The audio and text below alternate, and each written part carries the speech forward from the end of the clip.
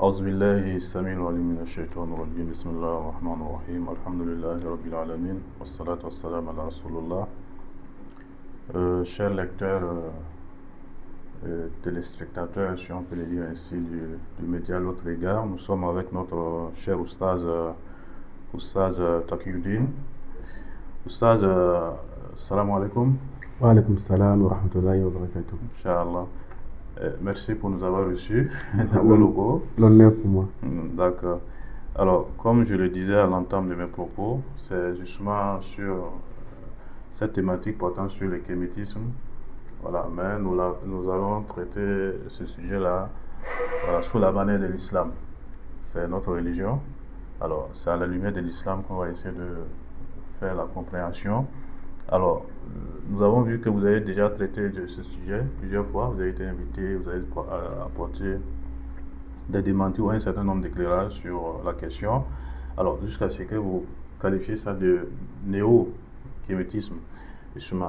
Quelle compréhension, en fait, nous pouvons avoir de cette montée du néo-kémétisme à travers notre pays? أعوذ بالله من الشيطان الرجيم بسم الله الرحمن الرحيم الحمد لله رب العالمين والصلاة والسلام على رسول الله وعلى آله وأصحابه أجمعين. Qu'Allah Ta'ala nous facilite ce bon mois de Ramadan. Amen, ya Allah. Qu'il nous accorde la récompense. Amen, amen, amen. Qu'il nous pardonne nos péchés. Amen. Et la finalité de ce jeûne de Ramadan qui est l'acquisition de la taqwa. Inch'Allah. Qu'Allah fasse que cela soit une réalité pour nous. Amen, ya Allah. En ce qui concerne l'explication que nous pouvons donner à la montée du kémétisme, je dirais ils sont nombreux ces jeunes comme moi, qui sont d'abord qui ne lisent pas, mais qui eux-mêmes ils sont victimes de manipulation, d'une part, et d'autre part aussi de confusion. Parce que avec cet appel au changement, voilà, qui sont prononcés dans les discours de nos dirigeants, à travers lesquels ils invitent les populations à se concentrer nos efforts sur nos valeurs endogènes. C'est ça. Voilà, c'est ce qui est réellement vrai, voilà, parce qu'on ne peut se construire que lorsqu'on compte sur ses propres forces. C'est ça. Voilà. Donc, ces jeunes, ils font une confusion à travers ces discours-là, qui, pour eux, le panafricanisme, pour eux, on ne sera un vrai panafricaniste lorsqu'on va retourner à l'histoire de l'Afrique qui remonte pour eux à l'Égypte antique. Je dirais qu'il faut un peu une confusion en ce sens-là. C'est ça. Voilà. Parce que le panafricanisme ne signifie pas de retourner forcément à la civilisation spirituelle de l'Égypte antique. D'accord. Donc c'est dans cette confusion qu'ils tombent en réalité. Donc il faut une similitude entre le panafricanisme et la spiritualité de l'Égypte antique. Ok. Et lorsqu'ils disent qu'ils sont victimes de manipulation, parce qu'ils ne lisent pas en réalité, le panafricanisme vise un objectif qui est généralement d'ordre politique, d'ordre économique, qui appelle les Africains, notamment les dirigeants africains, à compter sur leurs propres capacités, voire vraiment sortir l'Afrique de cette souffrance auquel nos peuples vraiment ils sont depuis pas mal d'années. Lorsqu'on parle de kémétisme, effectivement dans mes écrits, je qualifie ça de néo-kamite. Parce que déjà le mot kamite dérive du Kemet. Okay. Kemet, c'est une expression qui était employée par des historiens, parmi lesquels le célèbre Cheikh Anta Diop a fait plusieurs ouvrages. C'est ça. Et ces ouvrages de référence que je peux citer, Civilisation ou barbarie, dans laquelle il relate un peu la civilisation du monde. Okay.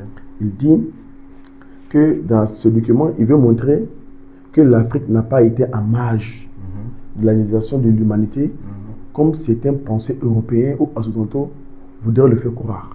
C'est ça. Il estime au contraire que la civilisation est née en Afrique, notamment en Égypte. C'est ça. Et il dit en Égypte, cette civilisation qui régnait en Égypte, il y avait l'architecture, il y avait la médecine, il y avait la politique, il y avait de bonnes pratiques économiques qui existaient. C'est ça. Et les populations existaient vraiment en toute tranquillité avant la pénétration européenne sur le territoire africain. Et il estime qu'à travers ces travaux, il prouve, ou il a été démontré, selon lui, que ces Africains qui peuplaient l'Égypte antique, il y a 3000 ans avant notre ère, étaient des Noirs. Ils étaient des Noirs. Et l'Égypte était appelée Kemet. C'est ça. Kemet qui signifie la terre noire. Pour faire référence aux bordures du Nil. Okay. Donc on dit un Kamit à l'époque là, donc les habitants de Kemet étaient appelés des Kamites. Okay. Pour faire référence à la terre noire dont ils étaient originaires. C'est ça. Donc un néo-Kamite, c'est une personne contemporaine qui se réclame de l'Égypte antique. C'est ça. Étant donné qu'il n'a pas vécu à cette époque, donc on peut l'appeler Kamite. C'est ça. D'où l'expression de néo-Kamite pour qualifier ces personnes qui se revendiquent de l'Égypte antique. Exactement. Mais ce qui est regrettable, c'est que les revendications est axée sur un seul élément. Uniquement sur l'élément spirituel. C'est ça. Pour eux, l'Africain ne serait véritablement africain que lorsqu'il va abandonner les religions qui ont été révélées par Dieu. Voilà, à savoir l'islam ou le christianisme. Pour eux, il faut retourner à la spiritualité de l'Égypte antique, qui existait à l'Égypte antique. L'Égypte antique, on le sait tous, qu'à l'époque, les religions qui régnaient, c'était une religion qui était fondée sur le polythéisme. Il y avait une multitude de dieux qui étaient adorés. Le pharaon même était divinisé. Il y avait également le culte des ancêtres qui régnait à cette époque. Donc pour eux, la renaissance de l'homme noir passera nécessairement par le retour à ses valeurs spirituelles. Exactement. La raison pour laquelle les discours qui font référence aux valeurs morales de nos ancêtres sont peu présents dans les discours, voilà, dans les narratifs. Ouais. C'est très peu, voilà, on va constater qu'ils parlent un peu des valeurs morales de l'Africain. Puisqu'en Afrique ici, il y a également des valeurs morales. Ça. Nous avons une culture en Afrique ici, à l'égard desquelles nous sommes fiers, que nous avons hérité de nos aïeux. Mais ils ne parlent pas de cela. Pour eux, la culture, le retour, c'est axé uniquement sur la spiritualité. Voilà pourquoi chaque fois dans mes discours, dans mes écrits, je ne cesse de dire que leur objectif est un. C'est la promotion du polythéisme, voire de l'athéisme, à l'opposition des religions révélées. C'est ça, exactement.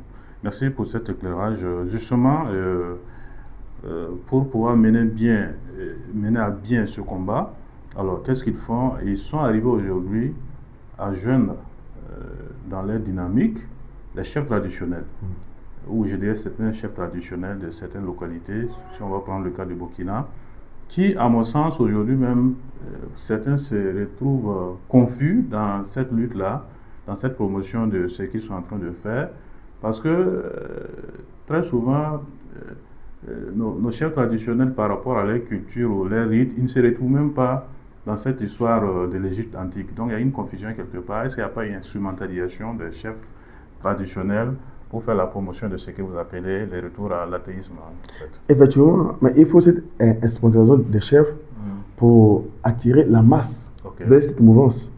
Voilà. Parce que nos chefs traditionnels, nos aïeux qui ont peuplé l'Afrique subsaharienne, n'avaient pas connaissance des divinités de l'Égypte antique. Voilà.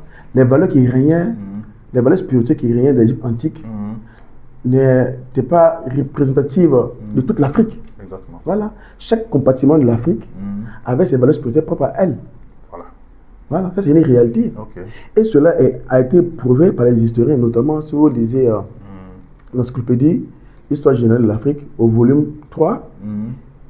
Lorsqu'on parle du concept de l'égyptianisation, on montre à quel point les Égyptiens anciens ont envahi d'autres peuples, notamment le peuple du Sud, les Nubiens. Ils ont envahi le peuple de Nubie. Le peuple a été conquis et ils ont imposé les spiritualités à ce peuple. Cela prouve que le peuple nubien avait une spiritualité propre à lui. Propre à lui. Donc il n'y avait pas d'homogénéité voilà, de spiritualité en Afrique. Voilà. Chaque peuple d'Afrique avait sa spiritualité à lui. Chez nous ici, effectivement, il y avait le culte des ancêtres. Même nos parents qui s'adonnaient au culte des ancêtres, lorsqu'on échange avec eux, ils disent que les ancêtres-là ne sont pas l'objet de divinisation. Mais dans leur conception, les ancêtres sont des intermédiaires entre eux et Dieu le suprême. Voilà pourquoi l'expression, le mot Dieu, le concept de Dieu existe dans toutes les langues locales. Exactement. Voilà. Donc, à travers cette instrumentalisation, ils font penser qu'ils se battent en réalité pour le retour aux valeurs ancestrales telles que pratiquées par nos ancêtres, par nos aïeux. En réalité, l'agenda caché qui se cache derrière les actions, voilà, c'est la promotion de la civilisation ou de la spiritualité de l'Égypte antique. Ouais. Voilà. Voilà pourquoi vous verrez dans les pratiques, il faut référence à Osiris, qui était une divinité de l'Égypte antique. Il faut référence à Isis, il faut référence à Seth. Si on demande à un vieux du terroir burkinabé qui est Osiris, il ne sait pas qui est Osiris. C'est ça. Lorsqu'on parle d'une divinité appelée Isis, il ne sait pas qui est Isis. Donc effectivement, c'est une instrumentalisation de nos anciens, voilà, afin de les attirer à leur cause pour mieux promouvoir voilà, ce qu'ils cherchent à promouvoir. Exactement. À ce niveau même, on va se rendre compte à travers les associations qui existent déjà, qui font la promotion justement de ce néo-kamitisme-là. Vous allez vous rendre compte que non. En fait, par rapport même à votre explication, on sait qu'au Burkina, les villages ou les différentes cultures ont leur spiritualité propre, voilà, en eux. Alors, aujourd'hui, on se retrouve au sein d'une association de diverses cultures où ceux de l'Ouest, du Sud-Ouest, du Centre, un peu partout se retrouvent pour faire des libations. On ne sait pas exactement est-ce que cela répond réellement même à la spiritualité proprement parler des terroirs même à la limite. Effectivement, voilà pourquoi lorsqu'ils le font, c'est généralement entre eux jeunes qu'ils le font. Voilà. Les chefs coutumiers, voilà, qui sont détenteurs vraiment de cette spiritualité dite africaine, généralement ne s'en mêlent pas. Parce que chaque peuple a sa spiritualité, a ses rituels, a également ses formes de sacrifice, même également ses totems qui sont pratiqués au sein de ce peuple. C'est ça. Voilà. Ici au Burkina Faso, c'est un pays cosmopolite. Il y a plusieurs ethnies. Chaque ethnie vraiment a sa culture. Donc se trouver au sein d'une association, voilà, pour pratiquer un culte aux ancêtres à travers un seul rituel paraît vraiment difficile à réaliser. Voilà. Les périodes ne sont pas les mêmes. Les types ou formes de sacrifices ne sont pas les mêmes. Les manières d'exécuter les sacrifices également ne sont pas les mêmes. Les jours ne sont pas les mêmes. De même, les totems aussi liés aussi ne sont pas les mêmes. C'est ça. Voilà. Donc réellement, lorsqu'ils choisissent un jour, ils font une libation. Bon, pour moi, je dirais c'est juste du spectacle spirituel pour s'attirer les regards, pour s'attirer les médias, pour faire croire qu'ils font en réalité quelques actions, voilà, selon eux, qui visent vraiment à faire renaître les pratiques ancestrales. C'est ça.